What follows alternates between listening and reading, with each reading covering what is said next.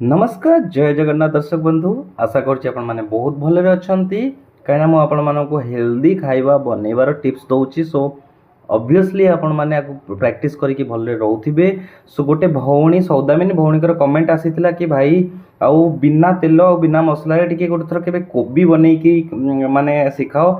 सो आधे तो सिखेबार किछि नाही किंतु हां करिवार जोश आसीबा दरकार। आउ खाइबा ପାଇଁ ବି ହିମ୍ମତ ଥିବା ଦରକାର ସବୁ ମାନେ ବିନା ତେଲ ମସଲାରେ। ସୋ ମୁଁ କ'ଣ କରିଛି ନା କୋବିକି ଏଇ ସାଇଜ୍ର କାଟି ଦେଇଛି, ଟମାଟୋ କାଟିଛି, ଦେଶୀ ଟମାଟୋ ଦୁଇଟା, ଆଉ ଟମାଟୋ ମୁଁ ଏଇଭଳି କାଟେ, ବେଶୀ ଛୋଟ କରେ ନା। ଆଉ ଏଇଟା ରହିଲେ ଗ୍ରେଭି ଟିକେ ଭଲ ହେବ।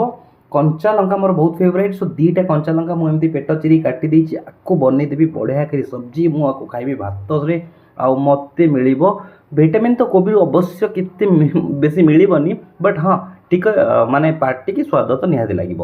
କୋବି ଆପଣ ବିନା ମସଲା ତେଲରେ ବି ସ୍ୱାଦ ଲାଗିବ ଟିକେ। ସୋ ମୋ କୋବି ଟମାଟୋ ରେଡ଼ି ହେଇସାରିଛି। ସୋ କୋବି ଟମାଟୋ ପାଇଁ ମୁଁ କ'ଣ କରିଛି ନା ଲାଷ୍ଟରେ ଟିକେ ଟମାଟୋ ପକେଇଲି, ମୋତେ ଟିକେ କମ୍ ଲାଗିଲା। ସୋ ଖଟା ଅଂଶ ଟିକେ ରହିଲେ ଭଲ ଲାଗିବ, ସେଥିପାଇଁ ମୁଁ ଲାଷ୍ଟରେ ଟମାଟୋ ପକେଇଛି। ଆଉ ମୁଁ ଆ ଦେହରେ ତେଜପତ୍ର ଲାଷ୍ଟରେ ପକେଇଛି ଗୋଟେ, ତାପରେ ମୁଁ ପକେଇଛି ଆ ଦେହରେ କସୁରୀ ମେଥି ପତ୍ର, ସେଇଟାକୁ ହାତରେ ସ୍ମାସ୍ କରି ପକେଇଛି।